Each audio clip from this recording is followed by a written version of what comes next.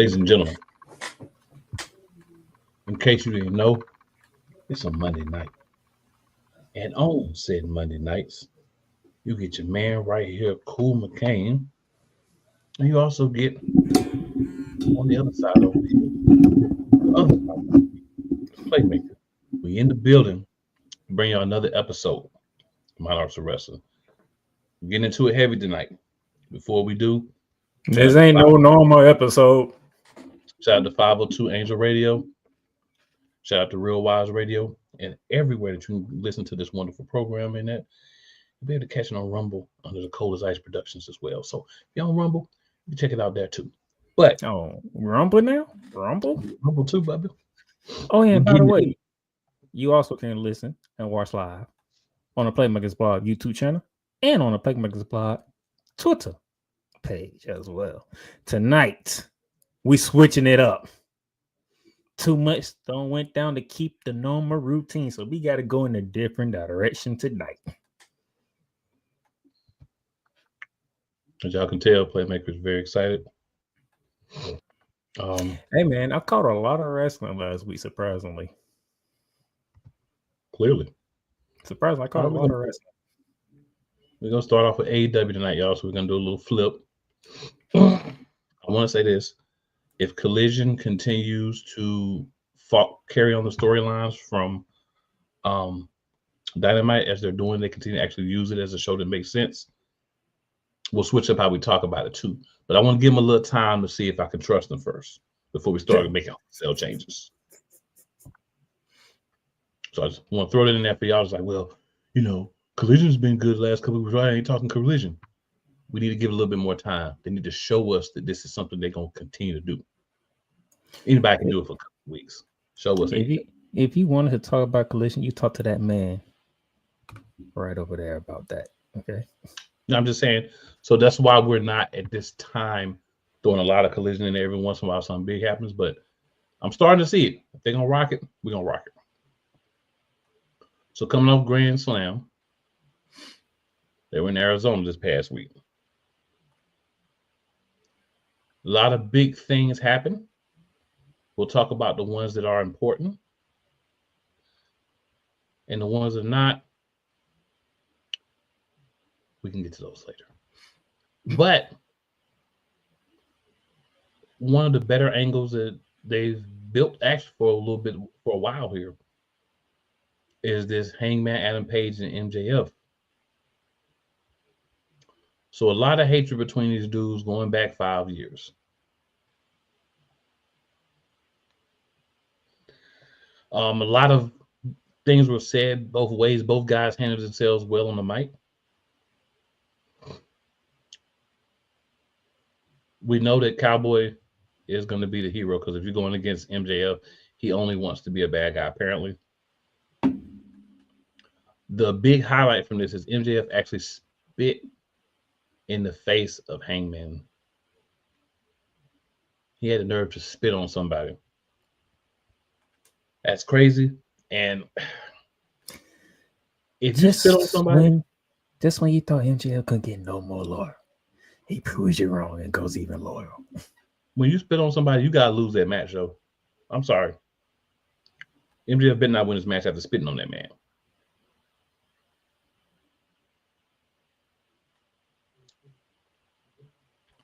That's all I'm really going to say, unless you have something you want to add to that. Knowing AEW, MJF is going to win this match. MJF better lose the first match. You didn't spit on this man. You need to lose the first match. So, next we had the Patriarchy. The only reason I'm bringing them up is because who they were fighting. They were fighting this new trio of Samoa Joe, Hook, and Katsuyori Shibata. They're calling themselves the Ops. And that's all I'm going to say about that. The Ops. The Ops. The Ops.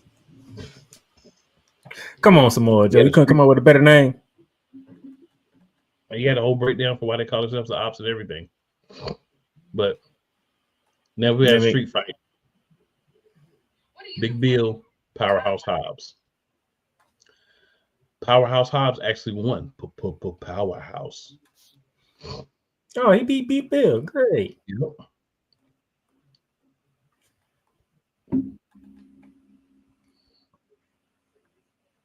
Tony Storm, open invitation to any challenger.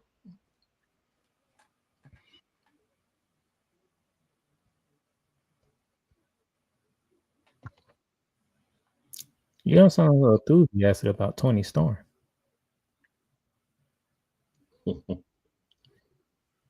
Love the promo. But See who steps up.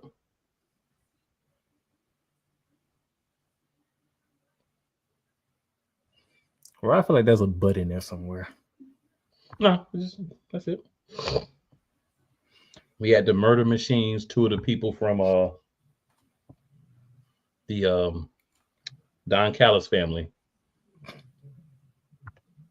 Basically, the Murder Hawk and the Machine, Brian Cage, said they would meet them on Collision for the Tag Team Championships or to set up a match for the Tag Team Championship.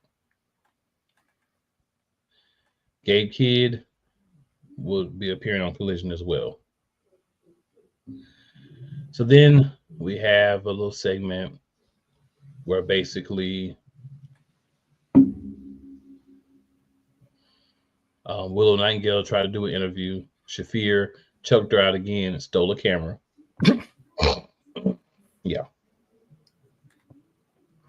Death Riders hit the ring. Said they ended Cope. Cope was supposedly not there. So Jay Wright arrived. And then they tried to surround Cope. They had the Bastard Pac come out from behind him. But to their surprise, not to anybody else's, I believe, but to their surprise, Cope was actually there. So Cope got the mic and, blew blah, blah, this, blah, blah, a little fight and whatever. But at the end of the day, Cope and Switchblade had the ring. Cope said he's going to take out the Death Riders one by one so that by the time he has a championship match with Moxley, all he has is himself and Shafir. Oh, how wonderful. So how glorious. We'll see how that works out. FTR and the Guns are just not helping these dudes. It's just two people beating up five people. It's crazy work. Not two people beating up five. That's what's happening, bro. You know what I'm saying? I mean, this is not how you make the Death Riders look like a dominant group. But maybe they're not trying to make them look a dominant group. And if that's the case, they're doing a great job of it. Mercedes Moné had an interview with Renee Paquette. She wanted to praise herself for her latest win. But Paquette told her that she has the Momo Watanabe, who won the, remember a few months back when they did the thing between the three promotions and the winners of certain matches got title shots. Momo Watanabe won one of those matches. And she decided she wants to challenge for the TBS title. I don't understand why you wouldn't want to challenge Tony Storm, but that's just me. All right. Then we had a very interesting match that was caked up and caked out. We had Chris Statlander versus Megan Bayne. And it was quite an interesting match. These are two very physical women. Megan Bayne does the Brock Lesnar F5.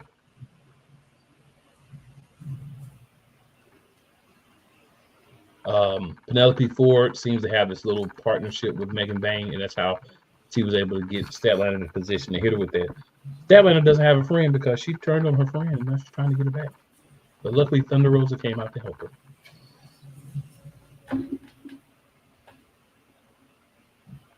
All right, so that's that. Prince Nana somehow thought he was going to come out while Ricochet was out, and Ricochet was going to give him his robe back. Of course, it did not happen. I didn't waste the time to go through that. It did not happen. All right, then we had a Revolution International Championship Series match. So let me explain this real quick. It's crazy work to me, but I'm still going to explain it anyway.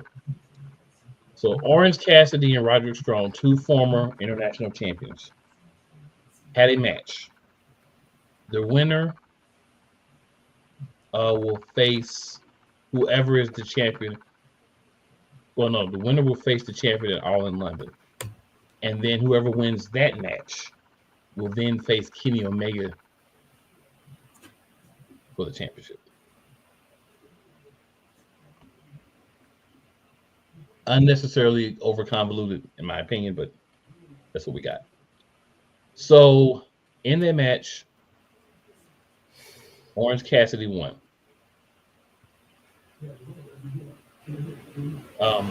After he won the match, then he had to fight off the Don Callis family. Omega came to help, as well as, of course, the bruv. But yeah, so interesting match.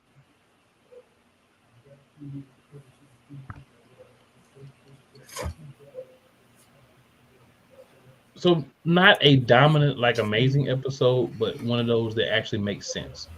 A lot of things flow, building up some stuff. We got a little Kyle O'Reilly drama. And one day he's gonna have to draw a line in the sand. Now he's back with the. I guess they're undisputed now. I don't see the Kingdom being used anymore, just undisputed. So he joined Undisputed, but he's still part of the conglomeration, which he says is not technically a group, but more like some buds hanging out, which is kind of what a faction is. So that, ladies and gentlemen, is your AEW. Do have a comment. We're going to go ahead. Miss Yolanda says, hello, fellas. Hello, Miss Yolanda. Thank you for tuning in.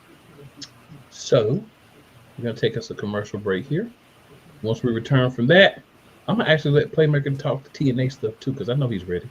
He's excited. I'm going to let him do all that. And I'm going to be here to support if needed. My boy can get right. He seems excited over there. I see him jumping. He bouncy. He antsy. He ready. So we'll give him the time. Let the Playmaker do the Playmaker things. I know where you're going. It's all good.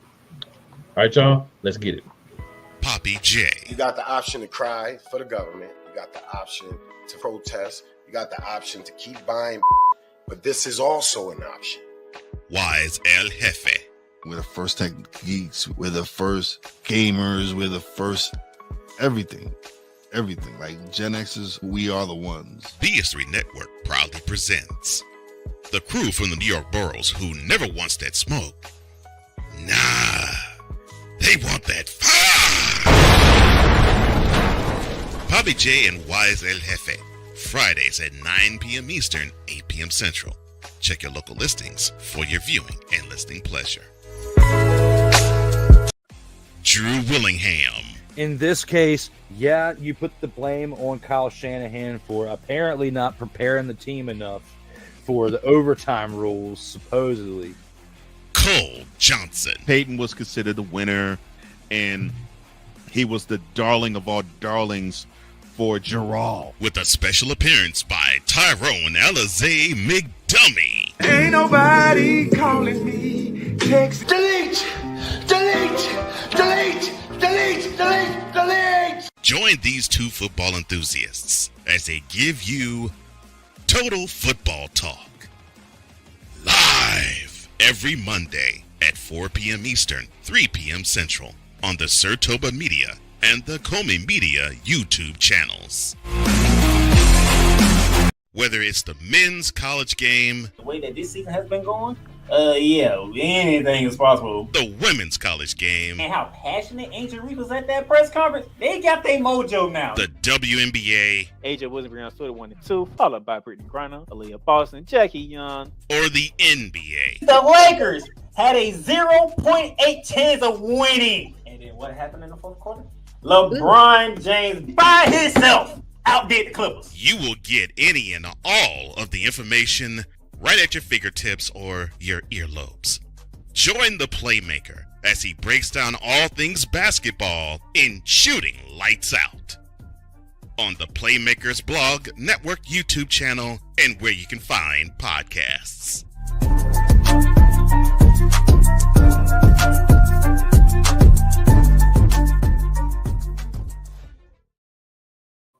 All right, we're back. It's time for the Playmaker. Now, I told you we were doing things different tonight. And when I say doing things different, we're going to start off with NXT. This is how NXT kicked off on Tuesday. Obafemi wants revenge. And we know why. We know if you follow Obafemi, you know how Obafemi rolls. So the four right now they are being called in the social media world the Retribution. They don't have a full name from WWE yet, but social media is calling them the Retribution Group 2.0. We know what they did at Vengeance Day. Obafemi said they didn't get the job done, so he wants them to come out and finish the job. Lights go out, arena goes black, and also there's just a guy standing there.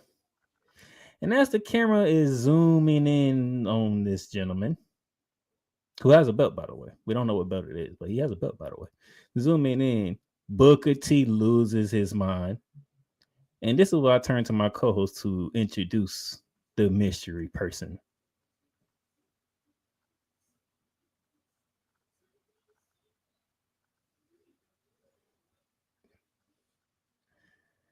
The TNA X Division champion Moose crossed the line.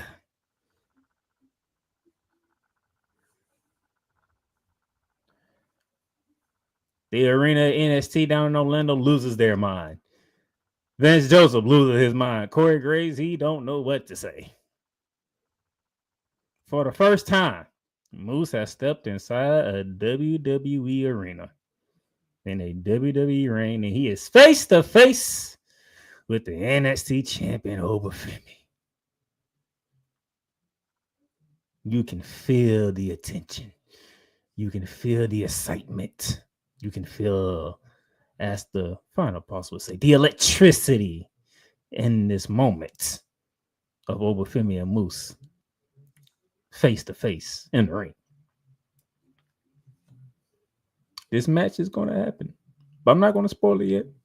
Just in case you don't know, I'm going to do it later when I talk NXT. When I talk TNA, I'll spoil it then. But then you just felt it. Okay, we have Moose and Obafemi in the ring at the same time. Cool.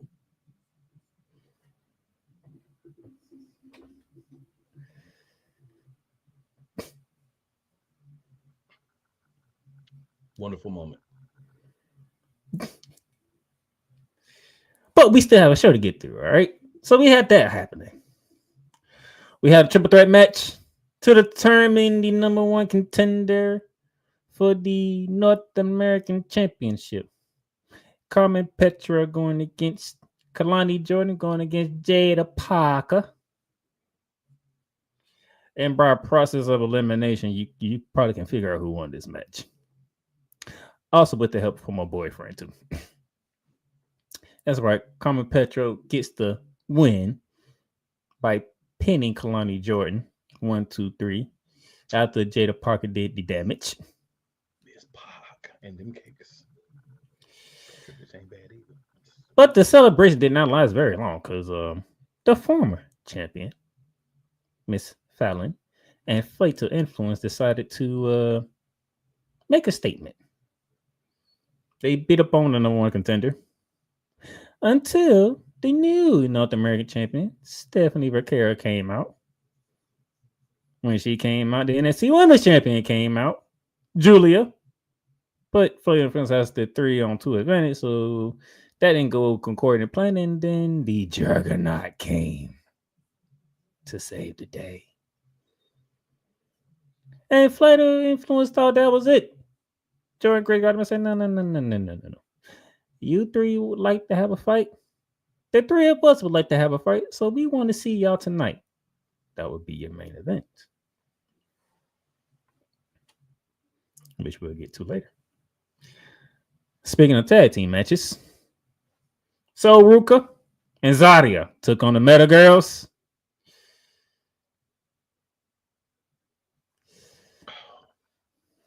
Foreigners have caked them. Unfortunately for Cool and myself, the Meta Girls took an L. And unfortunately for me, Jakari Jackson was the one who got her soul snatched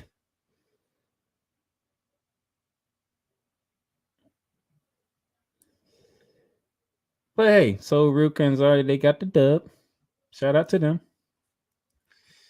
And by the way, I'm still to this day, there's no finish move that I love more than the Stole Snatcher. That's just an incredible finisher. I'm sorry. I hate that Miss Jackson had to be the one to take it.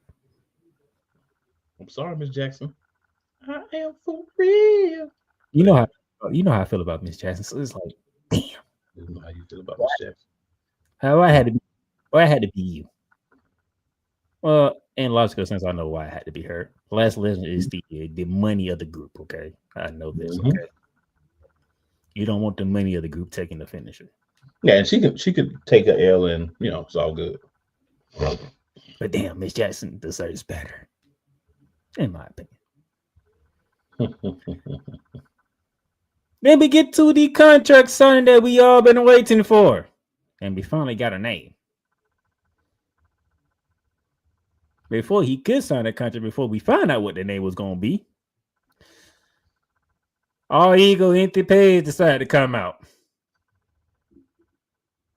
Trying to make it seem like, good old Ricky's trying to be like all ego here, and probably has on the contract. He gets a shot at the NXT Championship, first line in defense, and all that other stuff. Then Ricky, they go back and forth, and they brought up Javon Evans. And what the camera owners used to say every time you bring up somebody's name, cool.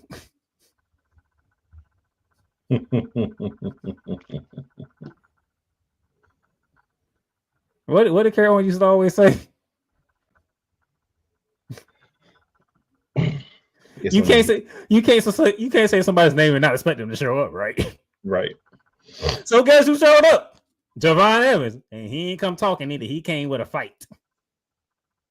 Fought Ethan Page all through the crowd, and right before Ricky got to sign the contract, Wesley decided to come out. Wesley feel disrespected. Why does Wesley feel disrespected? Because Wesley was in the back with the group having a conversation. Ricky comes walking through, and Ricky's the man of the hour. Of course, the attention is going to go to Ricky when he walks into the room.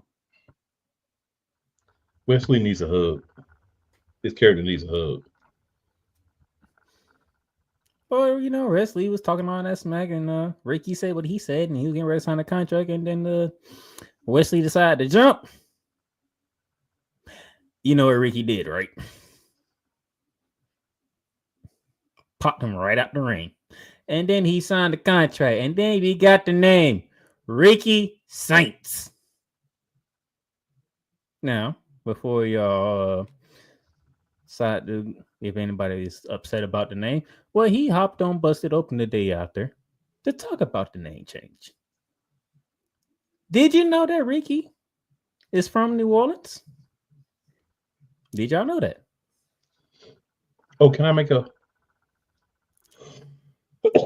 Go ahead. Can I go ahead and throw something out there since we're talking about New Orleans? Go ahead.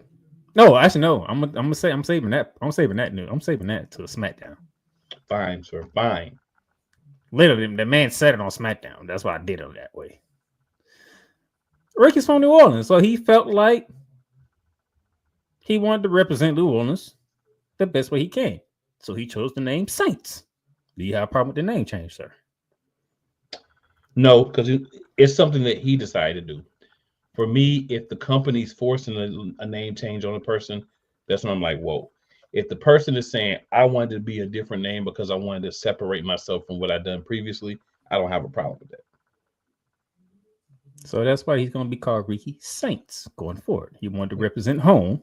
And he wanted something still close to stars. So that's how we got Ricky Saints. But he's officially NXT now. Officially. We had Sean Spear going against Stacks. I'm pretty sure y'all can figure out what happened at that match. Stacks looked pretty good. I didn't know Stacks had a neck injury. I didn't know that part until I watched the match. Yeah. But Stacks looked pretty good until he landed on his neck, and that was it for that. And Sean Spears did what he's supposed to have done.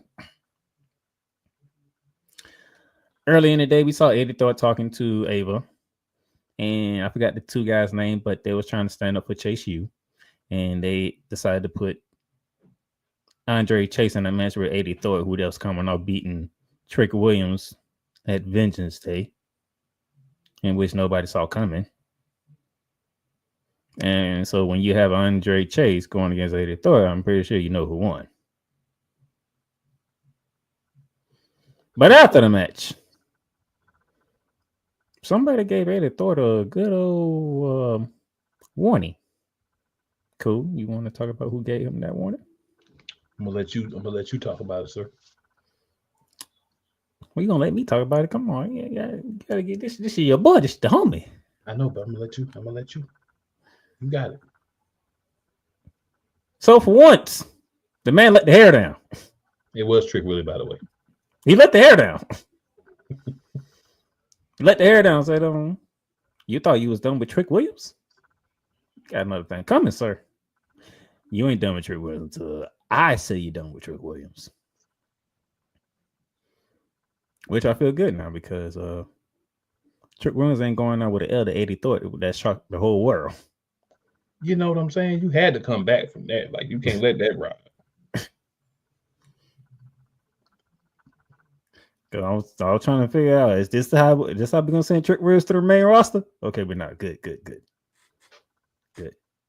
Okay, we can still work on some stuff. And then we get to the main event. On my notes, cool, I call them the new NXT. And those of you who don't know, when I say new NXT, I'm talking about Julia, Stephanie, and Jordan. Because like all of them came in like months apart. Right. Going against Fatal Influence. And y'all can figure out who won. We got two new champions and one of the biggest free agent signings in NXT history. I'm pretty sure you can figure out who won that match. Let's just say Fatal Influence are they not happy, but they are in pain right now. Still to this day right now. You went against three bad women here, okay?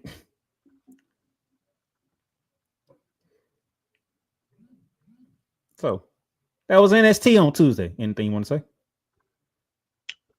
I like how they're using the TNA and NXT joint venture, we'll call it. I like how they're kind of using that to give exposure to TNA as well as to NXT and having them cross the line both ways.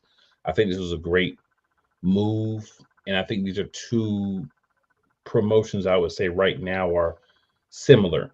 So it gives you that ability for them to grow. I like it. All right. Shout out to Snowman for hopping in on the show. Good to see you, Snowman. Everybody comments real quick. We're gonna hit everybody, including Snowman. All right, so Damien, NXT botches the segment up going to commercial on the attack. I mean, you gotta go commercial, bro. You gotta do commercials. Gotta do commercials. You still got to see the attack though. That's the crazy part. Yeah. Damien says, "Wait, Soul Snatcher, where's the Rock? Laugh out loud." Daniel Berry with the hey, what's up, DB? And then, of course, Snowman with the Monarchs in all capitals. So he's yelling that, but due to congestion, I'm not going to yell. I'm just going to say the Monarchs. That's why. Another reason why I'm cool with Playmaker doing most of the talking tonight. Mm-hmm. Damien says, "Not going to lie, I didn't even know Ricky was black. I thought he was Puerto Rican. Laugh out loud." Next, sir. Now let's move to TNA. So we started on Wednesday. We went back to Tuesday. Now we at Thursday. TNA. We're going to start it off with, another concert from the TNA champion, Joe Hendry. Of course, the Colognes. The Colognes are back. Mm-hmm. Now, all it needs Carlito to be a trio of Colognes. The Cologne trio. Primo and Netico. Back in wrestling. They just was on Independence. Well, I ain't know that part, so it was good that you know that I didn't. All right, okay.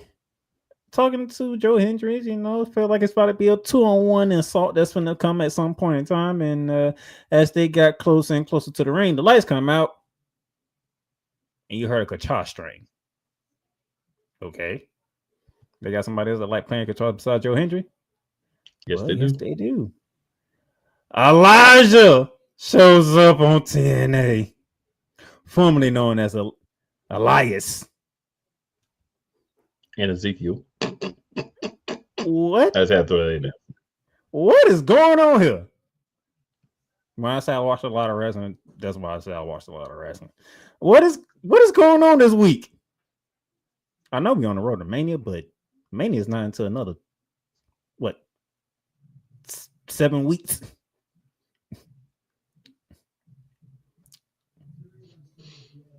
They got to get their pops in. Everybody got to get their pops in. They know that people are consuming a lot of wrestling right now, like yourself. Man, okay. Santino Moretta comes out. Santino's hype. He's loving this. The Colognes, Joe Hendricks, Elijah. He has an idea. Tag team match. Joe Hendricks and Elijah versus the Colognes. All right. I like where we're going here. This is crazy. Okay. Then we had Leon Slater. Backstage talking about the respect he has for Johnny Dango Curtis in their no DQ match. Who won that match, by the way? Who won that match, by the way? Didn't JDC win that match? I believe so, but I'm trying to check real quick and make sure.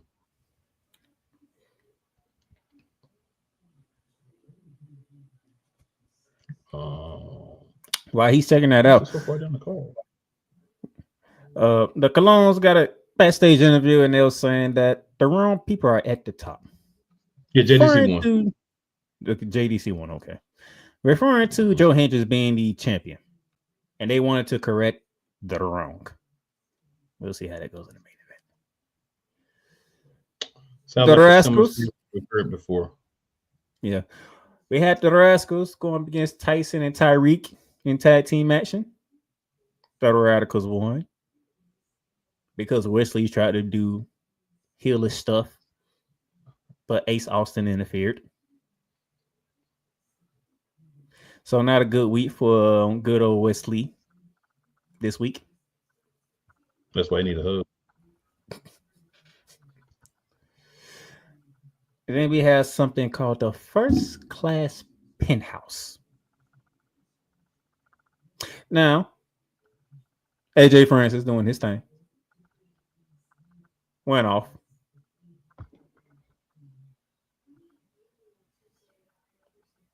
He did a little teaser about somebody in WWE who used to be a part of TNA, if you catch my drift. So maybe that little talk that me and Koo had, was it last week or 2 weeks ago on the show, could come to fruition. It is the house that he helped build, by the way. Mr. Playmaker. Yeah. If I could pause for just a moment. Mm-hmm. We do have a special guest. Oh, he's here. He's here. Oh, he's here. He's here. Oh, wow. You'll know him as one of the gentlemen that lights up the comments on a regular basis. But you don't have to hear what he has to say in the comments. Today, you can hear it live and direct from the morning show with Cole Johnson. Cole Johnson's in the building. Tessa, we coming for you. Tessa, we coming for you. Tessa, we coming for. I'm sorry, my bad. I ain't even Good get evening, that. Monarchs. I didn't even get to that part. All right, Damien. Damian Johnson. Jeez. Thank you, gentlemen. How you doing, Cool? How you doing, Playmaker? Good. We good. Good. I'm gonna circle back to Cole Johnson because I know there's a certain spot he want to get to because I got to the first half of it. I didn't get to the second half of it yet. All right. But hey, as I was saying, AJ Styles and the First Class, they're doing their thing. And Cool. What is up with them and Steve Macklin right now? What's the deal? I'm not understanding this. Stephen Mackin's a good guy if they need him to be. He's a bad guy if they need him to be. He's a tweener if they need him to be. He's their utility knife. The reason why that is because KC picked the fight with Steve Macklin backstage. So trying to figure out what's going on here. Well, is TNA booking like AEW? Well, AEW is looking better. That only that part that was not understanding. Mm-hmm. Yang Lee defeated Rosemary. Yang. What are we gonna do with Rosemary at this point? Bronze and retire. What else can she do? I'm just asking. I mean, she's going to be used as enhancement talent pretty much from this point forth, which would suck for the character. Just asking. I just want to know because Rosemary been taking a lot of L's. Yeah, since we've been doing this show.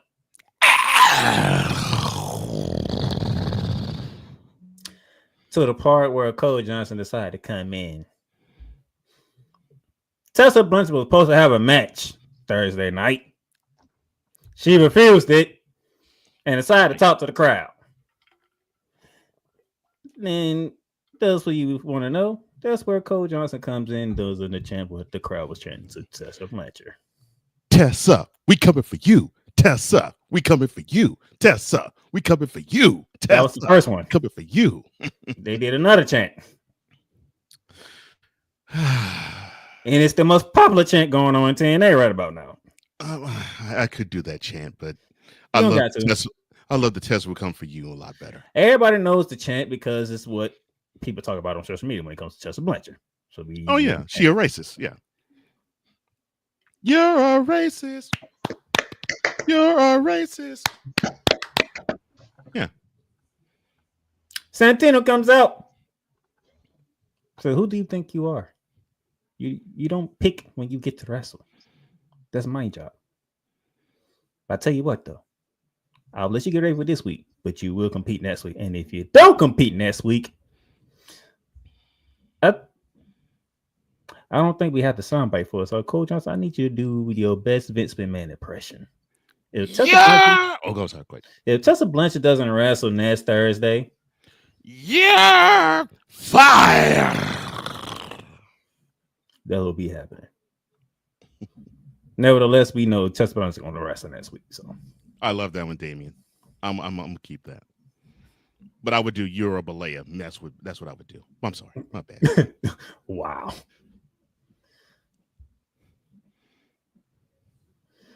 We did have Eric Young explain the elimination of Josh Alexander. Take it for wherever it is you want to take it as. So they're going to draw out his retirement. You can say that, but hey. And I'm saying retirement totally in quotes. So Mustafa Ali paid a visit to Mike Santana. All right, gentlemen. Are they actually going to try to make Santana a legit contender? No. That's what I was feeling. That's what I was thinking. That's what I was thinking. I figured that that program with Alexander was a waste of his time. Yeah, they just had to do something with Josh Alexander on the way out the door. Yeah. I couldn't come up with anything better. So as Coop mentioned earlier, JDC beat Leon Slater in the no DQ match. The system came out. They put Slater through a table. Hang a sign upon the door and say, "Don't disturb this groove." Oh, my bad. I'm sorry. You said the system. I was flashing back to my high school days. I'm sorry. Well, the system was doing their thing. The tag team champions in TNA came out. And I'm saying that I'm so into you. Oh my. And when the Hardys came out to try to even up the odds, things kept going, and then that music hit.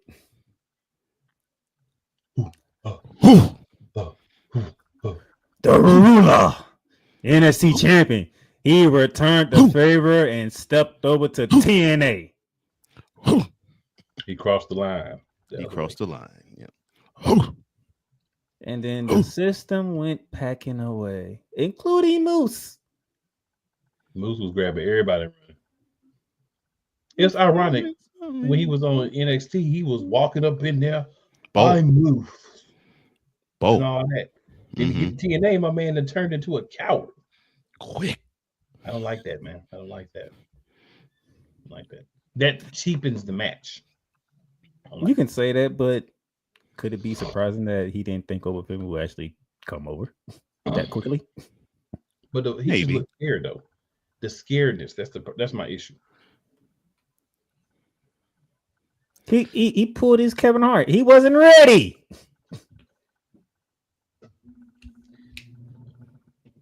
He wasn't ready. No comment. Pull the Kevin Hart, playmaker. Wow, that's cold. What else you want me to say? He wasn't ready. Now I'm hearing him in my head. Ready. He needs to stay ready so he ain't got to get ready. Oh my God. Well, Thursday night proved differently. Get in his face and talk smack and then think he ain't going to come get in your face. I mean, that's just not how the world works, brother.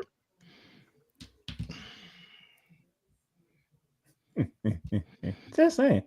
And then the main event, the match that Tessa Blanchard didn't want to take against Maya Moore.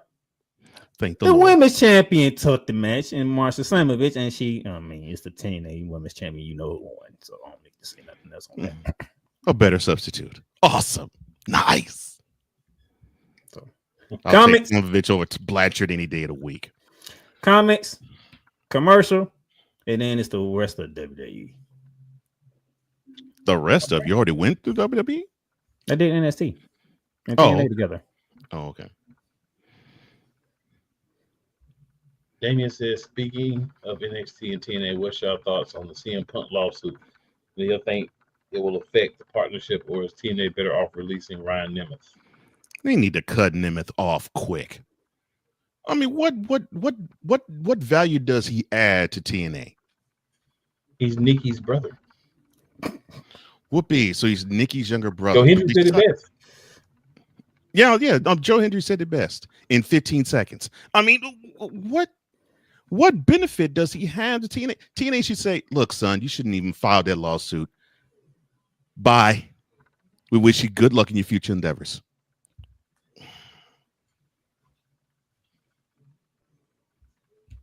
Maybe they'll write him off with a heinous, vicious attack forever. Damien also says, wasn't Rosemary and Wendy Chu supposed to have a feud? What happened to that? The AEW did, sir. Well, that and I guess TNA decided to take Wendy Chu's character to task and put them both to sleep. Well, just take them out behind the woodshed and finish it off then.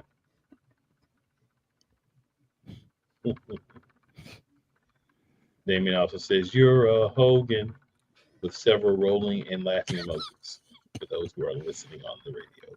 That's beautiful, Damien. That's beautiful, bro. Yes. So we are going to do as requested. A quick commercial break. This Playmaker, and we're going to hit the commercials. Let's get it. Everything Boston. I love you morons. New Kids on the Block, New Edition. Dear whatever the law firm is. Sincerely, the U.S. Supreme Court. Ben Affleck, Matt Damon. Go yourself again, Jason Whitlock.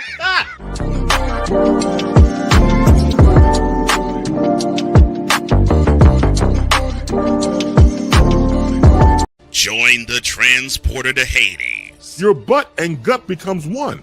Join the reformer of hooker whores. This is my daughter, Placenta Booty Johnson. Join the bronze god. Whenever you are in distress, take off your baseball cap and throw it in the air. Join your very own superhero of broadcasting, Chris Bass. So whatever color crayon they get, they palm it and do two circles, and that translates to, I can be the black people. As she takes you through the week's paces in Baseline. Live every Saturday at 8 a.m. Eastern, 7 a.m. Central, Pacific time zone people, just stay asleep when this is on live and just catch the recording. Oh, I'm sorry. exclusively on the Chris Base YouTube channel.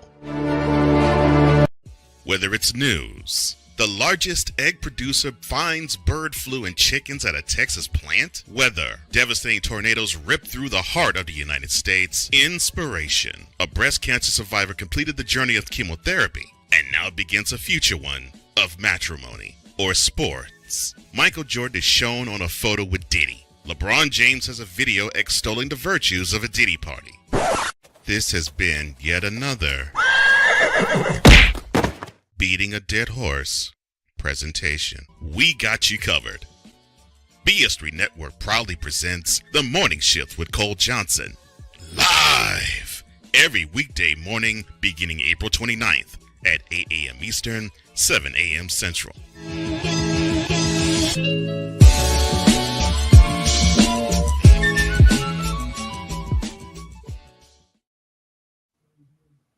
All right. All right. Cole Johnson got 2 months to prepare for the morning shift then, huh? Yes, he does. Yes. Thank you, sir. Thank you, sir. Damien, something wrong with you. I love it though. I love it though. You put Damien covered up real quick.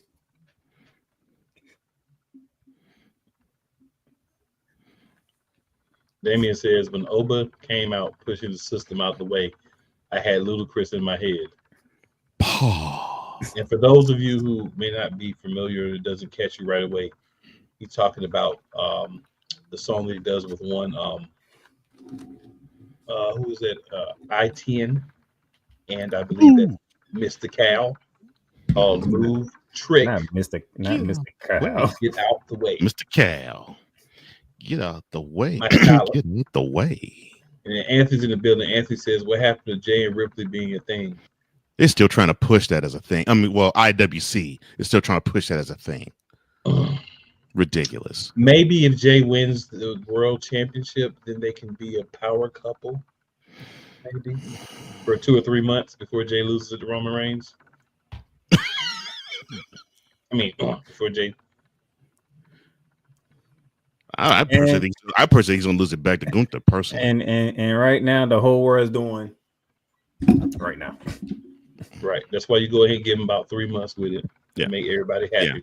Yeah. And then when they basically want to do, then have him drop the title. All right. So this is how I'm going to do this. The things that affected Elimination Chamber, I'm not going to talk about until I get to Elimination Chamber. All right. AJ Styles defeated Dirty Dom. We knew that was coming. The interesting part is, cool, your Intercontinental Championship decided to pick a fight with the Phenomenal One. He did. On Raw. And you know what's crazy is we got this thing coming up that y'all may or may not have heard of called WrestleMania. Yeah. In fact, it'll be in less than 2 months from now. Yes. Yeah, it's crazy work. I know. Try to intimidate AJ Styles, but it doesn't work. Before and after the match. Dumb fool. Dumb. All right, cool. All right, no, I'm gonna take this to Cole. Cole, we're gonna run it back.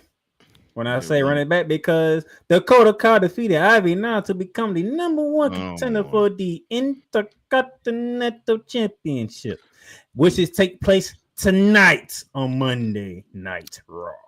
So I guess we want to see Dakota have a good little spurt, a good 2-3 week spurt, and all of a sudden she'll come down with another injury and she'll be out for 4 months. Man, if you weren't gonna make her the first champion, let's not even tease her being a champion. Why? Yeah. Why would you do this? You should have awarded her with a title in the tournament. What's the purpose of having them have a rematch this soon from the tournament when you give Laya Valkyria the title and you do a poor job pushing her? Poor. But Cole, she's the first women's Intercontinental champion, so she doesn't have to have a pitch. That's her auto push. May I throw take a belt that has no heritage? We're gonna put it on somebody that we don't care about, and then we're just gonna talk about how she's a champ every week. I mean, may I throw a question out there? I mean, Laya Valkyria's push is worse. It's poorer than Good Times. What would this dude being precautionary with Dakota Kai when she was coming off from concussion? Why weren't they? No, I was saying, maybe they were being a little precautionary with Dakota Kai coming off the concussion. If injuries is going to be what you're going to use to be precautionary about Dakota Kai, you're going to be precautionary about it for the rest of her freaking career. I wish I had the Clay Davis bid because that's what I would play right now. I'm just throwing it out there. Because it's a bunch of bull. I mean, she did get the concussion before the finals. I mean, that's the thing. It's been a concern ever since she was at NXT, and here she is now on the main roster, and she still is oft injured.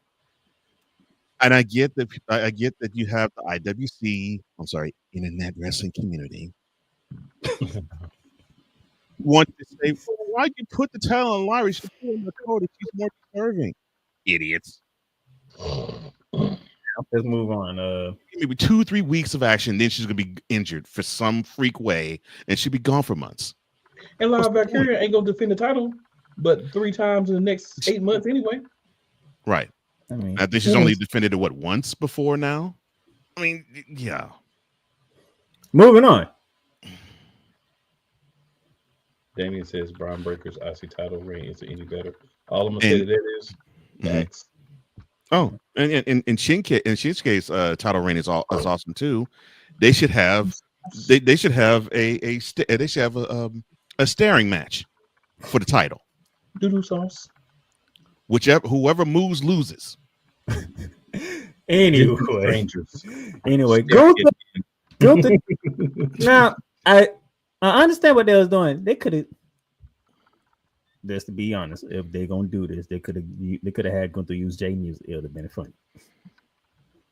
You had Gunther in the corridors coming out like Jay Uso, talking about he want to feel what Jay be feeling.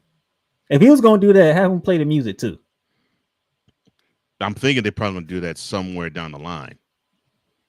I think they're saving that up. You think they're saving that up? Saving that for probably early April, where he actually probably will do that. I don't know, Cole, because this is a Hunter. Hunter's kind of serious about those things. Well, I figure since his boy has done it often as the character HBK, I think they would probably. I think he probably bend the ear of the Heartbreak Kid. Say, yeah, brother, I think you should have Jay's music play. Have the crowd just yeet, and all of a sudden they boo the heck out of Gunther. It's a very good impression of Shawn Michaels, by the way. Thank you. That's the only thing that was missing. But hey, it was a little funny. Because Gunther being Gunther, berate the crowd as usual, even a little kid.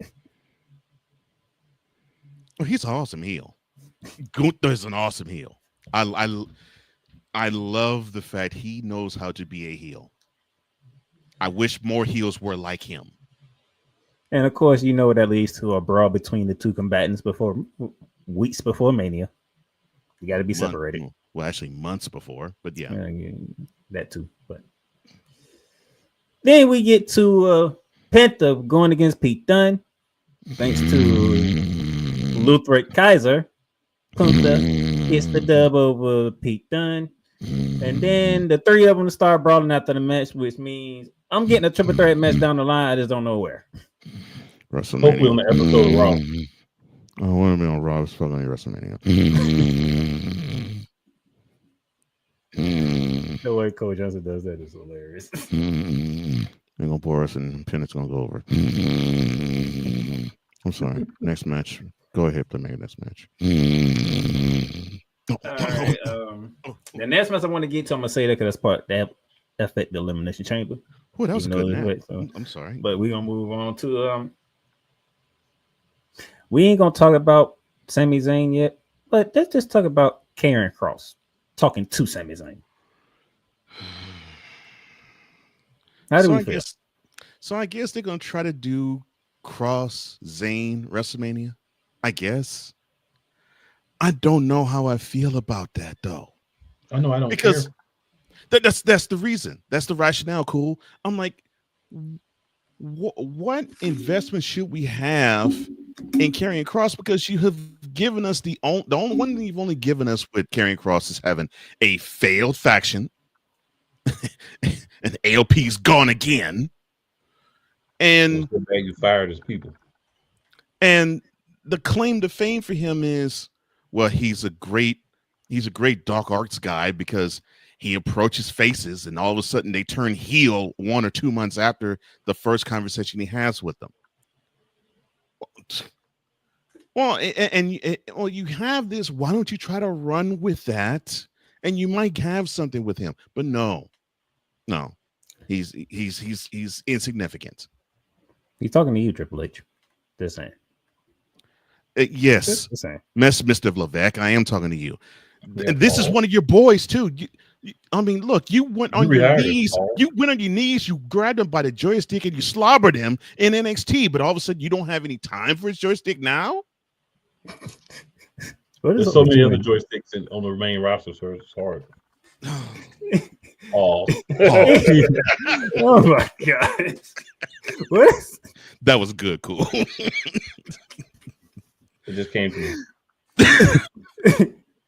Well, off the rails, the show goes. Off the rails, that's the truth. What the heck I can tell you? Let's go to SmackDown real quick. Off the rails. Now, the one person I will talk about as part of the Elimination Chamber is Drew McIntyre. Why I'm talking about Drew McIntyre? He got beat by Big Jim. Okay, so what are they trying to do with Drew? Oh, and Drew came back and he beat it. Yeah, he came back and he beat Big Jim down. He laid Big Jim out after the match, though. Yeah, after the match, he came back and just beat Big Jim down. What are they trying to do with Drew? What are they doing with him? So there's going to be 2 of them at WrestleMania. Nah, I don't believe. No, I'm saying no heat with him. They need to put. We don't know yet. We don't know yet. We don't know yet.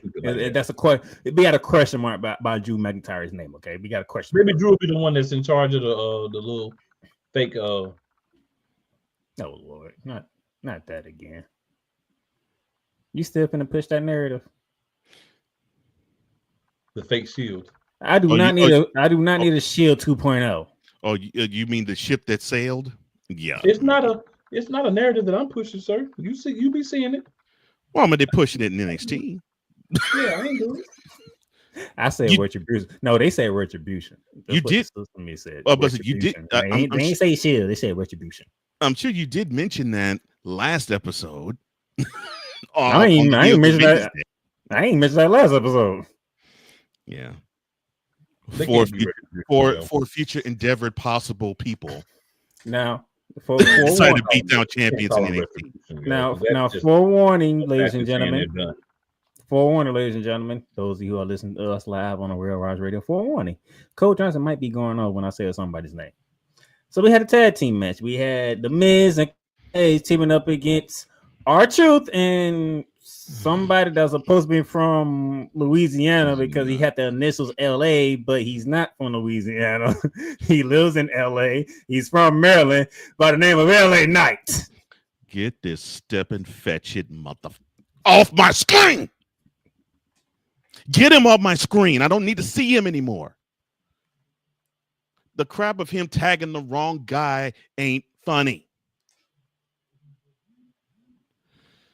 I'm like, Lord have mercy. This is supposed to make people laugh. And I know some did, but this is frustrating to me because you're forcing me to forget the fact this guy actually was a pretty good wrestler and NWA World's Heavyweight Champion at one point.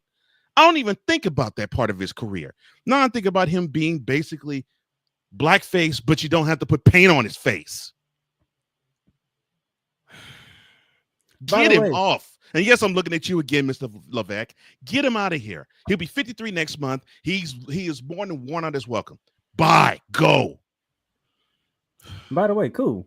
Miz and Mello got the win. Mello is Miz. Mello don't Miz. Okay.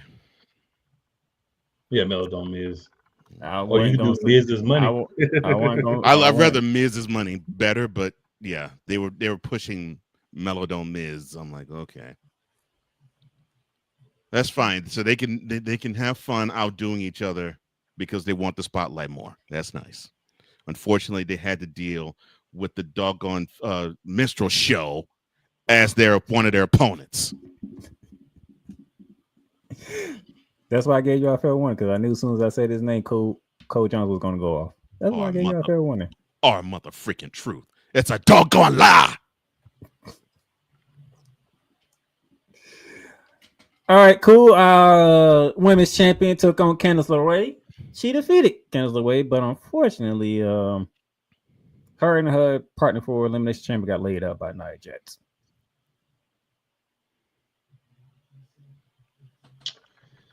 Yes, they did. I mean,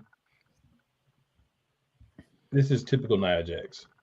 This is nothing surprising, nothing new. Yeah, built up strong during the match. Yeah, she runs and puts all the meat on these little women, beats them up. No pause there. No pause. No pause. Okay. So, but before you go on, a question to the both of you. So before the match began, Tiffy had some promo time. What did you think about that?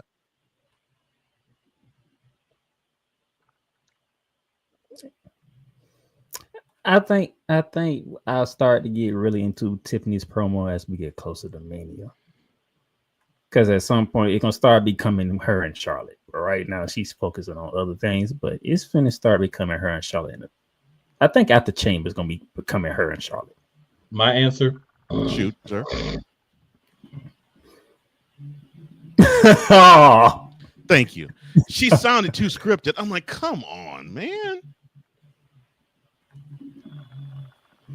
100 cool.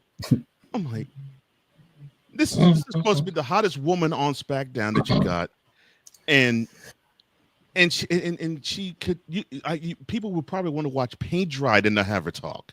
And not to say she's a bad talker. It's just, it's like, what's she doing? Are you writing a whole script for her to read? It definitely sounds like it.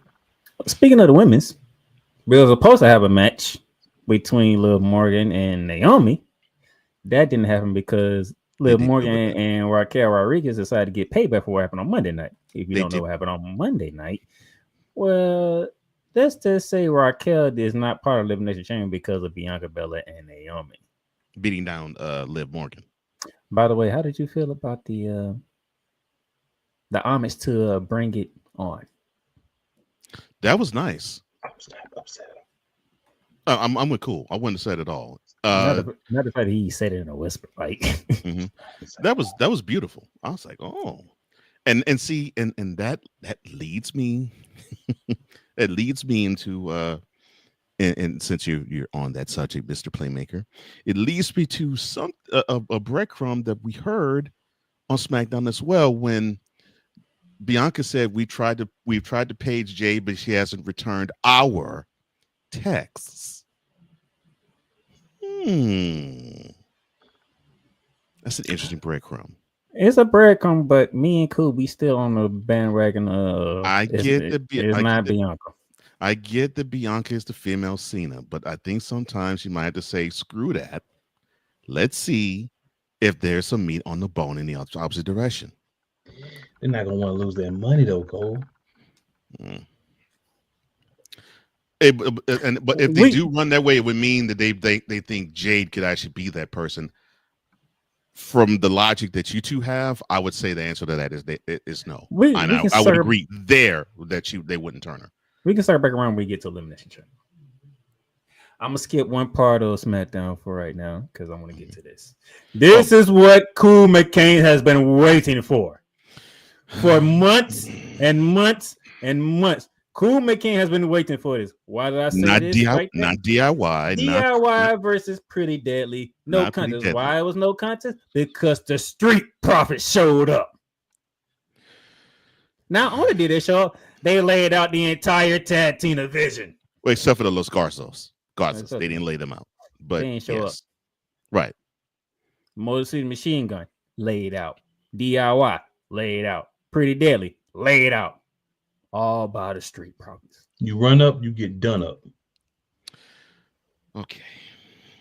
You see About no time. smiling. No My smiling boys, whatsoever. Okay. about time my boys get a chance to really dominate. Okay. I love what I saw.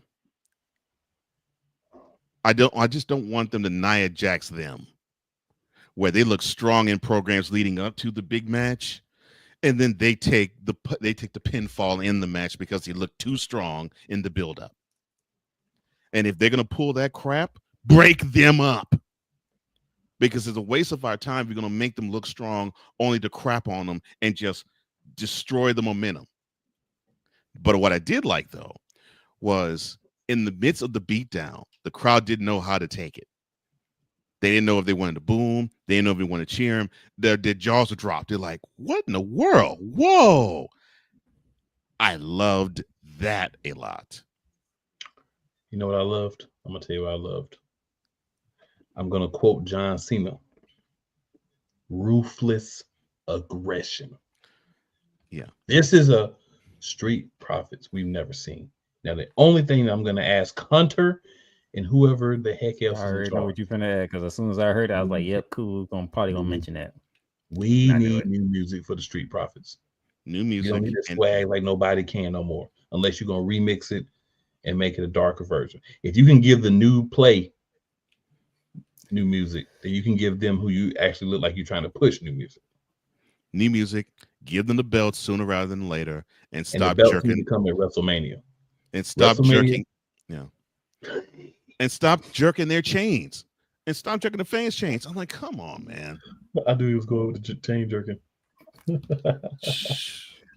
All right. Then the big thing that happened on SmackDown. Yes, man. Wait a minute. Whoa. Before you continue. Dwayne, why did you come out to Lil Wayne? The block is hot. Oh, because it was in New Orleans. I know. I get why he selected it. That song is 25 years old. And I'm like, that's the okay, only so one it's Lil Wayne. WWE could afford to get the rights to play. I'm like, I get that. Yes, it's Wayne. They were in the NO, and of course he was buttering up the crowd. I get all of that, but I'm like, no, not that. I mean, it could have been a more updated song. Anything. What updated song he was gonna use from Wayne? I don't know. I mean, heck, Lollipop, Mrs. Officer, She Will. It definitely wouldn't have been Lollipop, sir. How to Love. I mean, anything other than The Block is Hot. The block was hot because when he made the announcement that WrestleMania 42 would be in New Orleans. No. When they played the song, the song may have been hot, but the crowd was cold. There wasn't a need to do it. I agree. The crowd was cold. It wasn't a need to do it. It didn't add anything. The crowd was cold. The crowd was cold. The crowd was cold. The crowd was cold. The crowd was cold. The crowd was cold. The crowd was cold. The crowd was cold. You done? No. And then you have to waste 10 more minutes to just simply genie effect to the crowd before you're going to crap on them. Now, I'm sorry. I'm done. That's what he does. He's the final boss. That's what he does now. He gets you up, and then he lets you down. He's going to be the cure for insomnia. He keeps up with these 10-minute entrances. I mean, you complain about 10-minute entrances. Nobody complained when Undertaker did it. But the thing is, the Undertaker, that's art. How many times can Rocky go? and plus, somebody dropped their phone. He went there to go get the phone and hand it back to him. Now talk to the person who decided to drop their phone like a dummy. For 10 minutes. No. And you know Undertaker doesn't do that for 10 minutes. And you know when the music stops, the crowd don't stop. That's fine. But it don't have to take 10 minutes for it to get there. Well, the crowd don't stop. Almost got there in 5 minutes. Lord have mercy. You have seen The Rock make many entries, and you know a good that crowd do not stop for a good minute. That crowd keep going. He can't say a word yet. No. I don't mind that. It's him. He's him. Get over it. He's not Carmelo Hayes. He's better than Carmelo Hayes. Well, yeah, true. Except for this segment. Yeah, he wasn't better than Carmelo Hayes in this segment. Except for this segment, because he was not good in this segment at all. No. Depending on how you look at it. The best part. It could have been confusing because you didn't know which way he was going. It's not confusing, but the best part of his segment was saying to the crowd of New Orleans that WrestleMania is coming there next April. That was the best part of his segment. Which leads me to a question I've been pondering: Are they going to go to Santa Clara for the next WrestleMania? You mean follow the NFL's footsteps? They done it for the past 2 years. Am I the only one who's been paying attention to that? Well, in Minneapolis, been crying to have WrestleMania there for the longest. Well, they might need to get the Super Bowl there first. How about that? Well, they already have a Super Bowl there, but when is it? Get there again. WrestleMania the very next year. Because they did Vegas. Oh, then all of a sudden, that's what WrestleMania is this year. It's in Vegas. Well, yeah, but see, last year the Super Bowl was not hosted in Lincoln Financial Field. They're saying they like going places where I don't know what it is. You guys' affection with the NFL. Thank you, Yolanda. I knew I was not speaking it to avoid. Thank you. So we got the news out the way. We got the WrestleMania news. And then we got to get Cody because The Rock is the reason why Cody was not part of the main event. By the way, which Damian Priest and Braun Strowman won, by the way.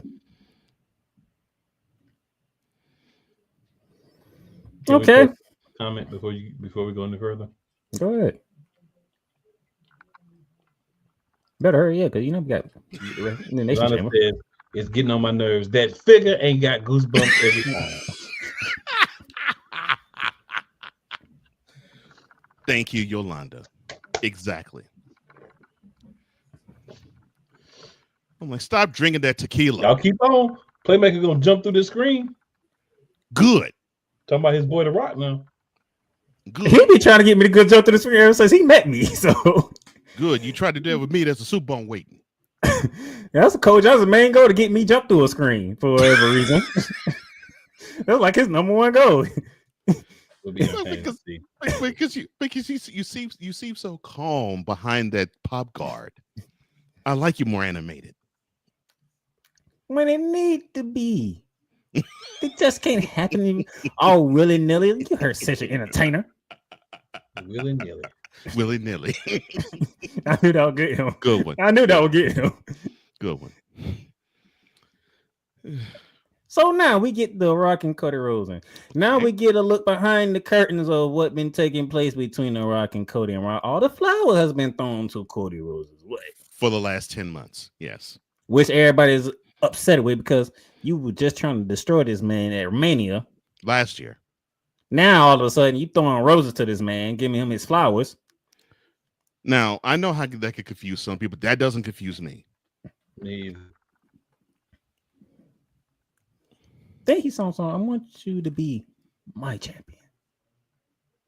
Mm-hmm. Okay. Now, I know you both have heard that phrase before. Yeah, we know. Actually, and it involved The Rock, too, by the way. And it involved him eventually, yes. He was in Cody's spot. Right. Well, he eventually ended up being Cody's spot. But he wasn't the first person that was lobbied to. No, that'd be his arch rival, Stone Cold Steve Austin. That is correct. Okay, Cody Rhodes is like, but their champion. Yes, I'm their champion. I was like, yeah, I know. You're their champion. I'm the people's champion. But I want you to be my champion. I want you to take you from here to here. He said, you got a good following on Instagram, don't you? How many? You got millions, right? Well, The Rock has 500 million. You shut your mouth before I slap the syphilis off your lips. That was funny. That was funny. That was funny. That was funny.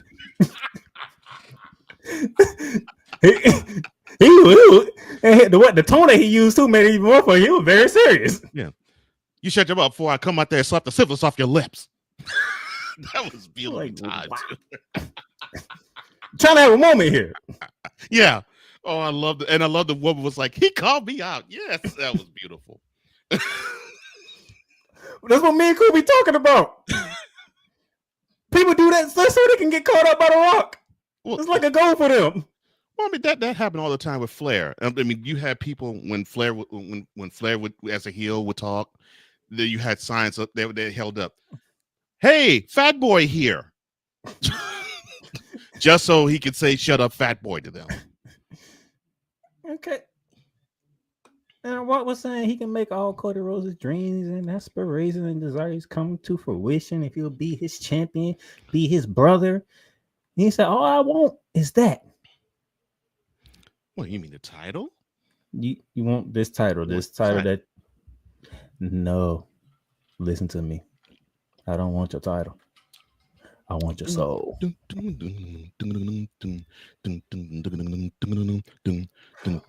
you heard the word soul, you can hear a pin drop in that arena.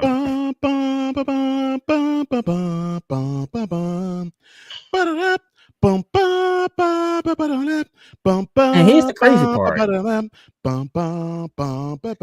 the crazy part. When he said so and that crowd got quiet, you heard people literally said, take his soul. I was like, wow. People are so bloodthirsty for Cody to be a heel. Yeah. Take his soul. I mean, seriously, and I really do mean the word bloodthirsty. They really want Cody to be a heel. They basically want him to be Homelander and the boys. So bad. There's people out there that want Cody Rhodes to go heel. They want the corporate champion. But if he does go heel, he's got to wear an outfit like Homelander's. I would not accept it any other way.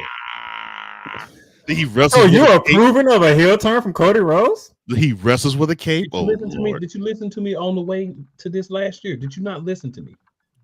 Did you not hear what I said? I want him to finish the story, but I understand once he finishes the story, the good guy Cody shtick is gonna get old. Which it has for a minute. And he's gonna have to go heel to keep the belt. Did I not say that? Call me Nigradamu. Not Damu. What? I 100%. I totally endorse that thought. Or The Rock is probably feeling, you know what? What worked back in 1998 could work again 27 years later. I could be Vince McMahon and Cody can be Stone Cold. Yeah, because he owns the WWE. Right. And I can actually make Cody have a little bit of anti-establishment edge to his face. And he can still be the baby face. He can still sell the merch.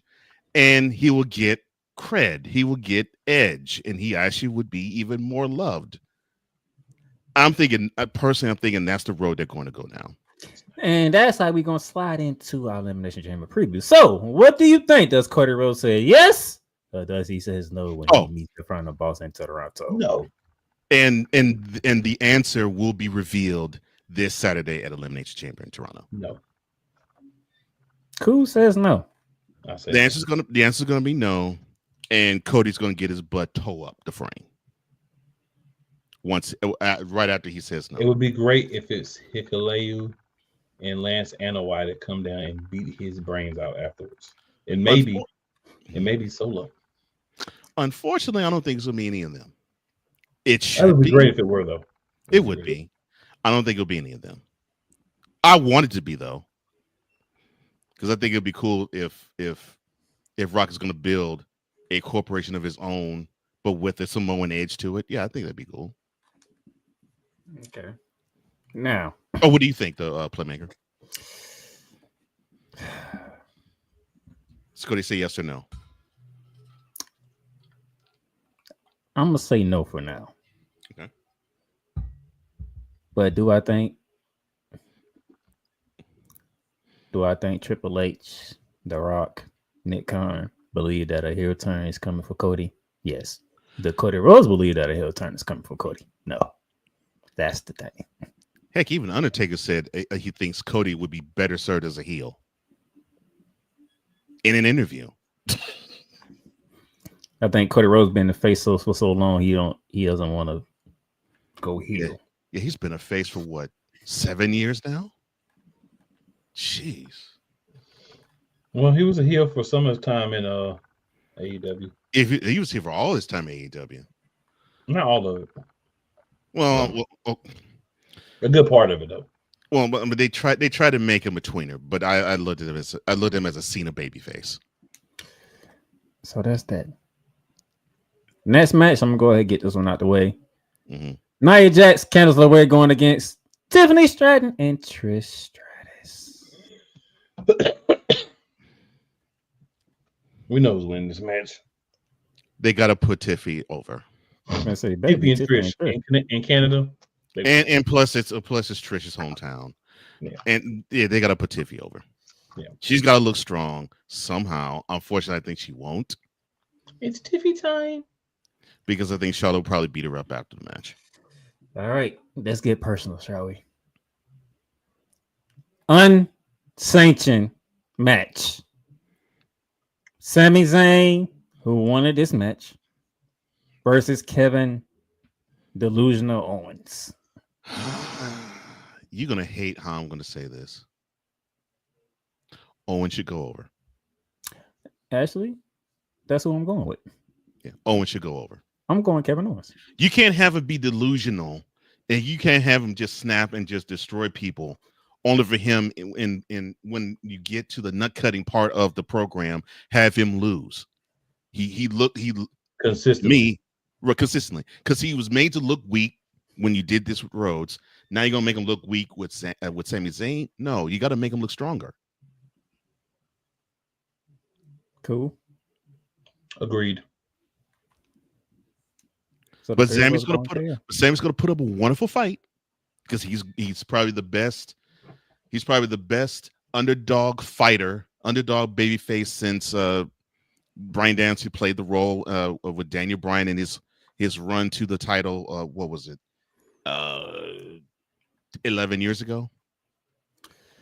So yeah. Matter of fact, that was WrestleMania in New Orleans. And that was in New Orleans.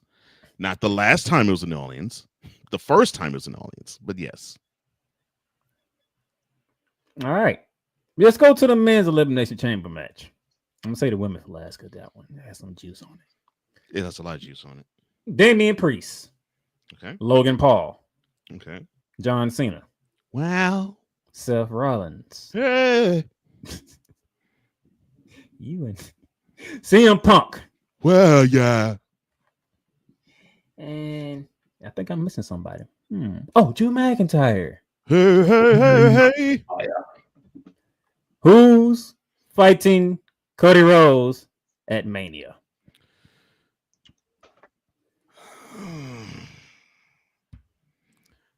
They're gonna lose.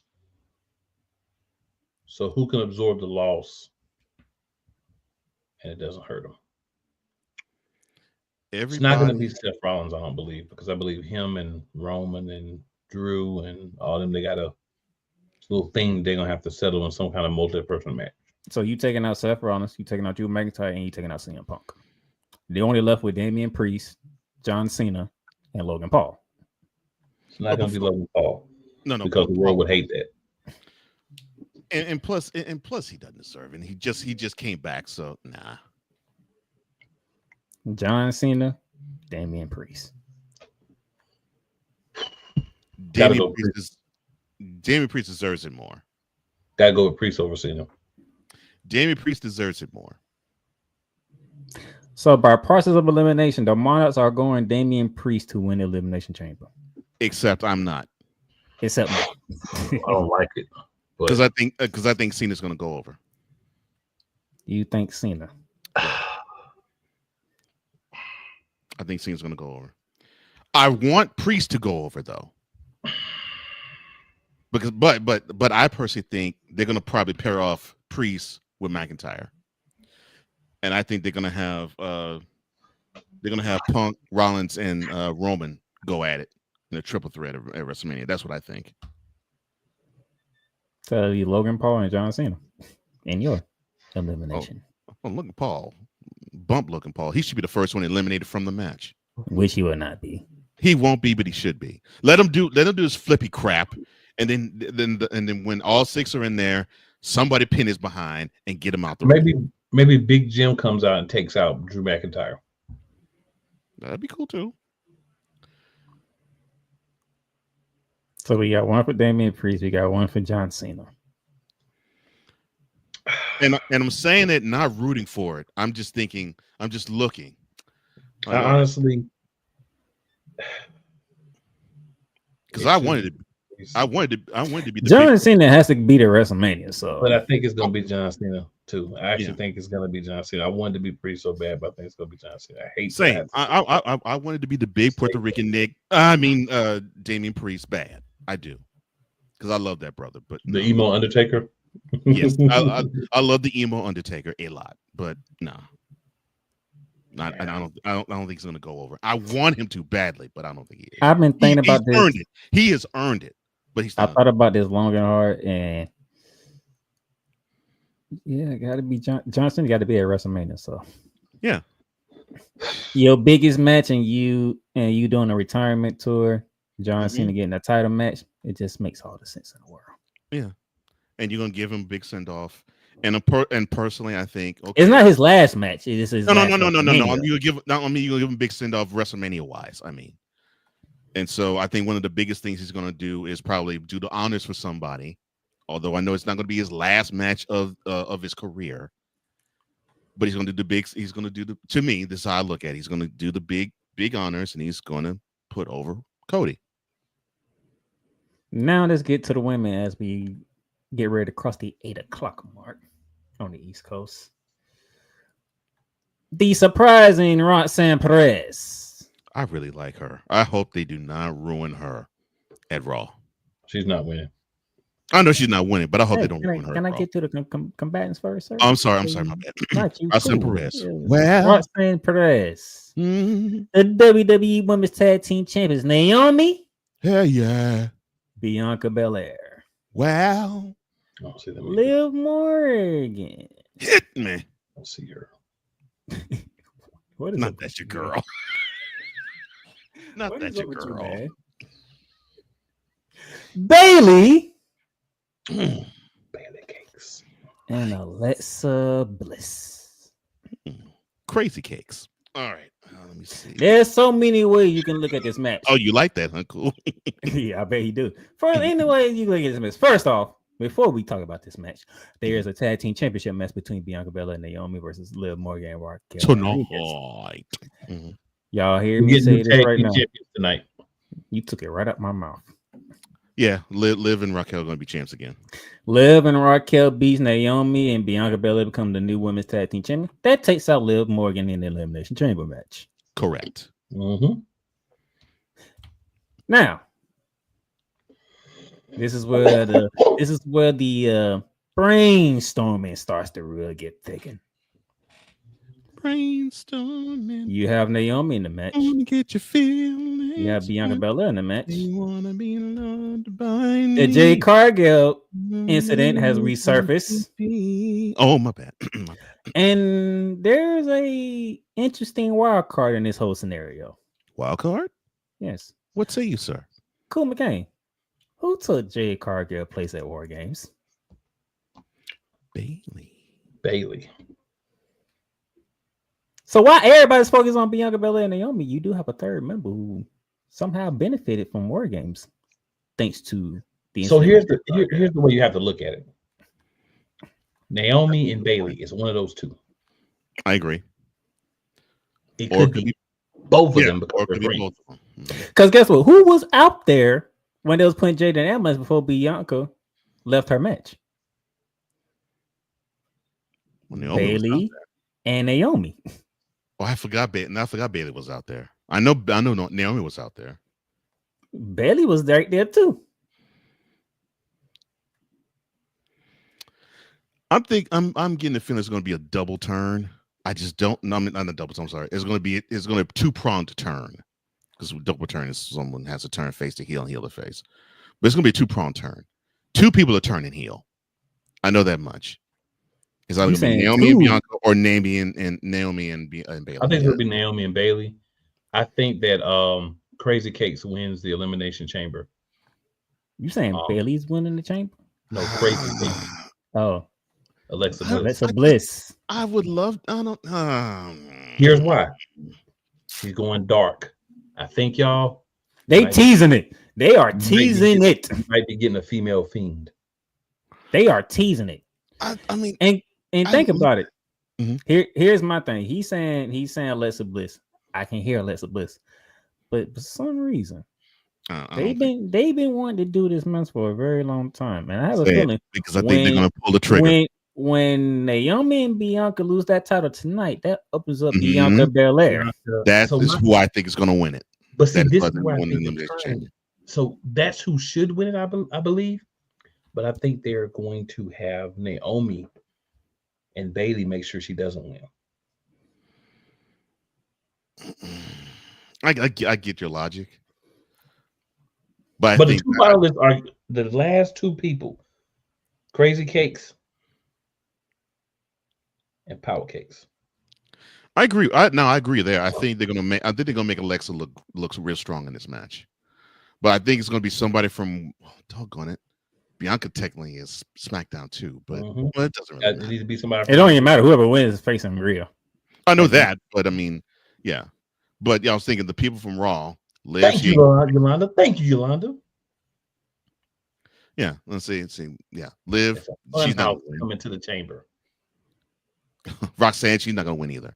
Not Roxanne. And I mean, and you would think it'd be Bailey, but I'm thinking it's not gonna be her. Yeah, Bailey's been losing big matches often. Yeah, and you got ever since she everything for a minute. Yeah, ever since she dropped the title to dropped the WWE the Women's Championship to Nia and SummerSlam. Yeah, you got. And here's the crazy thing is that's why I brought up Bailey when I talk about Jade. Bailey was there when they was loading Jade into the ambulance, but you never heard Bailey talk about it. Took a spot at War Games, and you never heard Bailey mention it at one time. That's really when it was happening, she was trying to get into the good graces with Bianca because Bianca does not like Bailey at all. Now that would make storyline sense because you can have Bianca say, "Look, I knew I couldn't trust that heifer." And Naomi, you gonna play me like that for that heifer?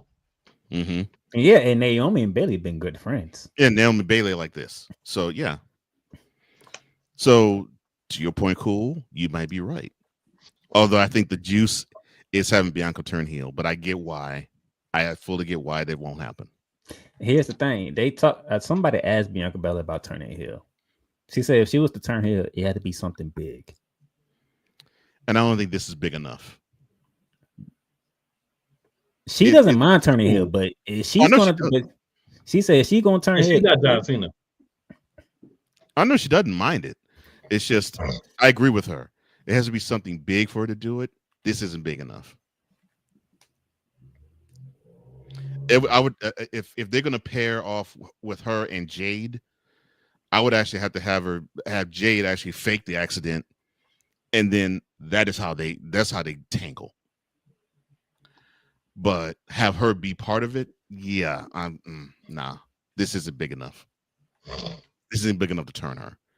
Although I could see it, it's not big enough. This is the moment? Is this the week that we officially see Jade Cargill back? We know she's been at the Performance Center the whole entire time. What's it called? But is this where we see her? Do we see her in Toronto? And she pulls, as my brother said, a Shawn Michaels. Coming from underneath the ring? No. Coming from under the ring and attack whoever did the attack to her. Give that person a big boot and a jaded. That'll be interesting. That would be. But cool. If they do it, it'll be best if they do it when it's the final three. And I think it'll be. You got to be either Bianca Belair, Naomi, Alexa Bliss, or Bianca, Bailey, and Alexa Bliss. Or, I hate to say it, Bianca Belair, Naomi, and Bailey. But I don't think they'll do that personally. Because me and Cool, we on the same way. Alexa Bliss is going to factor in the main three some type of way. I'll say this: if the women's Elimination Chamber match closes the show out, that's who should be the final three, and Jade should be coming up from the ring. Because that'd be a great way to end. That'd be a great way to end. Well, we already know. We know how Triple H like to roll. So one chamber match is going to start the show. The other one's going to end the show. Right. And I'm leaning toward the women ending it. Although I think probably people say, well, the men's is probably more important. But the thing is, for me, no, I can see. I think I'm with you on that, but because I know what they're fighting for Cody Rhodes, but Cody Rhodes got his own big thing coming. So that's what I'm saying. Everybody know Miami's the target. That's what I'm saying. I think the men's going to start it because of what Cody is going to answer, yes or no to Rock. And I personally believe. Well, somebody say that segment. Somebody just put in a comment that segment might end the Elimination Chamber. Nah. What's up, Brett? Brett says now we're gonna have an hour-long Rock promo with him trying to seduce Cody to end Elimination Chamber. If that happens, I might just not even come back next week, yo. I'll still be here. I'll be mad, but I'll be here. But they better not do that. But it could be something that they would do, man. Because that's the thing, man. I agree. Rock just be doing whatever he want to do. Rock just be like, hey, you know. Yeah. He does take takes liberties with being the but to be honest though, I don't see The Rock saying we should end the show with me talking to Cody. I don't see that. You don't? No, I don't. You don't see The Rock saying that? No, I don't. I can see The Rock saying that. Crazy work, Playmaker. That is crazy work. In that case, why did he come in the middle of the show or SmackDown? Because he want to be at the end at the premium live event. I mean, he didn't have to be. He had to be at the end of what was it, Survivor Series? He can't be in the end of everything, but he gonna. That wasn't Survivor Series. That was Black Blood. Oh, that was bad. No, well, that was Black Blood. That was Bad Blood. Yeah, he didn't show up in Survivor Series. That was sorry. Yeah, end of Bad Blood. He just showed up. That's all he did. No, but on Garden this one, corporate champion CM Punk is going to hit like crack. I don't see. So here's the thing. I don't think he wants to do that personally. CM Punk or Seth Rollins is not going to let each other win. Period. Right. Period. I think they're going to let each other win. Yeah. They will stab each other so that they can't win. Like literally stab each other for real. No. It's more because of Seth Rollins. Punk, he just do whatever he need to do to win. But Seth Rollins hate him so much he can't. Him and CM Punk in the same vicinity is on site. Now here's something that I think might turn all of our stomachs. What if even after the Elimination Chamber they involve Reigns, Rollins, and CM Punk in the main event because of CM Punk's favor?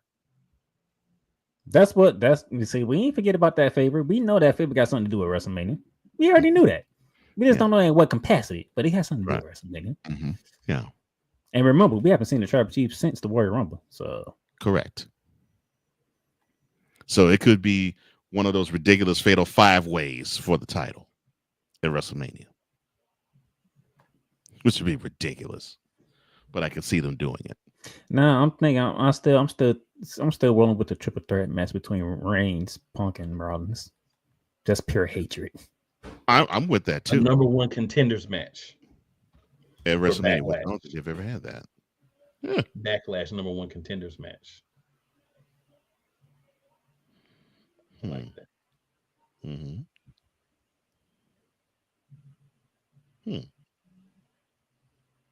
You could even throw old Drew McIntyre in there if you wanted to. No, I think Drew McIntyre's cockiness going to get him eliminated. But I'm just saying, it could end up in that fatal 4-way too. He could. Somebody I think they're gonna make him and Priest have a program. If they go that route, that means Damian Priest eliminates Drew McIntyre. Well, didn't he eliminate Drew at Royal Rumble? Yeah, you never him in Royal Rumble, and then you add another chamber to it. Drew McIntyre. Flip it. Yeah, have Drew eliminate Damian Priest. No, because Damian Priest ain't that. No, you got to be. Drew has to lose to Damian Priest because that would send Drew off more like he already is. You don't have to be sent off any more than he already is. Like, why is you keep ruining everything I'm trying to do here? And Damian Priest being as cold as he is, he will get in Drew McIntyre's head. Yeah, that's the big Puerto Rican big Puerto Rican brother for you. The big Puerto Rican figure. So yes, Damian Priest will have to eliminate Drew. Drew get pissed off at Damian Priest because he got him twice in both big matches, stopping him from getting to WrestleMania. Drew can't. Drew cries about everything. Remember? You gotta give Drew something to cry about. He can win the match and cry, so it don't matter. That's true too, though. That is true as well. If they win and cry, that's true too. These are all valid statements.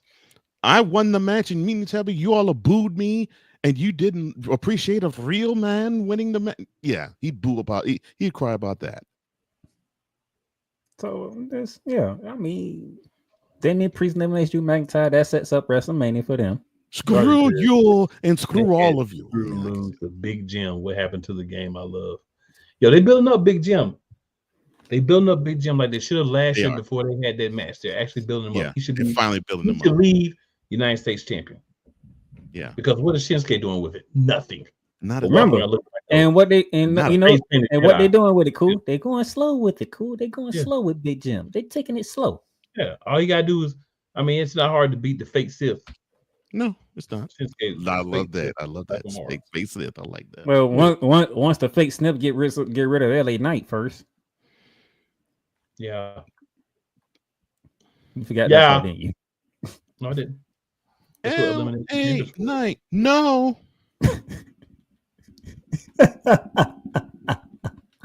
Wow. Cool is not going to forgive you for that one. No, I like LA Knight, but I'm just doing it like how WWE is booking him. Right. I actually like him, but they're booking him to be basically mid-card fodder. Hey man, you can only have so many people at the top at the same time. I agree. Well, Shinsuke's has been or never will be one of those people. No. He's just a dark Sith with some face paint. As you say, sir, facts. All right, so John Cena is the pick for the Monarchs on the men's side, surprisingly. You're doing retirement tour. Reluctantly, he's the pick for me. Yeah, we don't like it. But I don't like it at all. Because I'm with Cool. I wanted to be Damian Priest in the worst way. Cool's got Alexa Bliss before she goes to the dark side again. I don't mind that though. I actually don't mind Alexa Bliss. Me and Cole Johnson, we going Bianca. I think it's gonna be Bianca. Yeah. I mean, they're gonna have to eventually pull the trigger on. They're gonna have to eventually pull this trigger on Bianca Belair versus Rhea Ripley at WrestleMania. Eventually. Jade and Bianca though versus Naomi and Bailey's are pretty good. That's true. I agree. Triple threat with Liv and Raquel.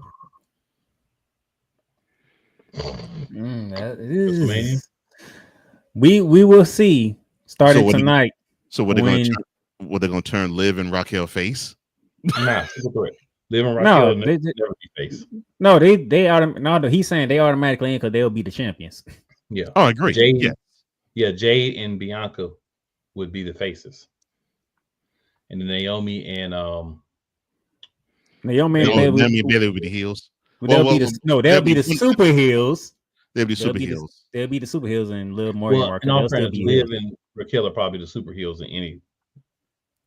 No, not if it is what it is. That not if Bailey and Naomi was the ones who attacked Jay. They'll become the super heels. You mean now the turn is fresh, basically. Yeah, but everybody hates Liv. Like everybody hates Liv. Everybody hates Liv because she's hanging with Dirty Dom. No. They still be hanging with Dirty Dom. No, they hate Liv because she's a thirst trap. Mm-hmm. That's why I mean hanging with Dirty Dom. Slut puppet. She can hang with dirty draws. It don't matter. She thirsty. Thirsty heifer. So as soon as she stopped hanging with Dirty Dom, people like her again. I won't. She annoying AF. And I'm saying that in love because I'm liking the fact she's embracing her heel role. She's annoying. I love it though. But she's annoying. She's like the Dolph Ziggler or the Ryan Nemeth of the women's division. She's more Dolph Ziggler than Ryan Nemeth. But it's the same person. That's why I said that. She can wrestle. Why you have to take a shot at his brother? That's the cold part. Yolanda says Rhea spanked Bianca's cakes in NXT. Oh, I remember. And unfortunately, she probably be spanking them cakes at WrestleMania if they go at it now, because Rhea's the it girl in WWE today. Oh, Bianca, if y'all do have that match, spank her back.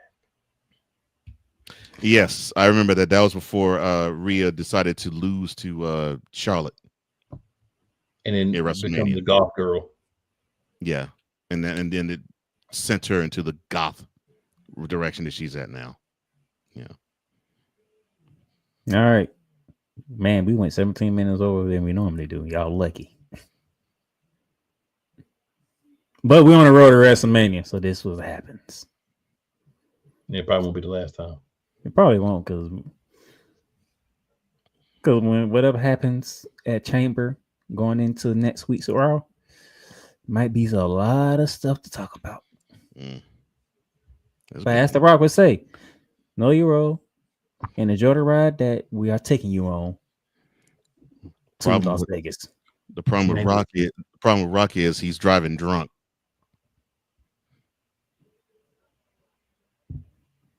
So, at least he ain't writing stuff on his arm no more. Or hand. All right, let's get up out of here. He's repeating 5 times.